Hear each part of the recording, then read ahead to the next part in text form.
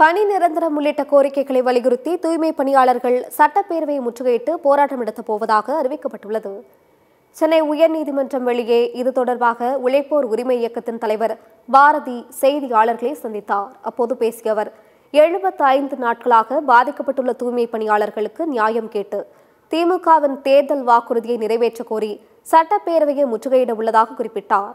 சட்டமன்ற கூட்டத்தொடரில் அனைத்து சட்டமன்ற கட்சியின் குழு தலைவர்களும் தூய்மை பணியாளர்களுக்கு பணி வழங்க வேண்டும் என வலியுறுத்த உள்ளதாக கூறினார்.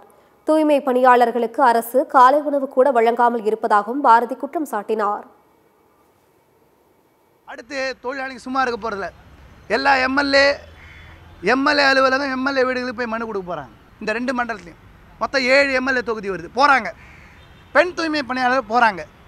முதல்வர், துணை முதல்வர் அவங்களையும் பார்க்க போறாங்க. சட்டமன்ற முற்றுகை நடத்த போறாங்க. தொடர் போராட்டம் நடத்த போறாங்க. எங்கேயும் பின்னாடி போறதில்ல. நீங்கள் என்ன மிஞ்சி போனால் ஜெயிலில் வைப்பீங்க, பொய் கேஸ் பேசுவீங்க, அவதூறு பரப்பீங்க, பொய் சொல்லுவீங்க.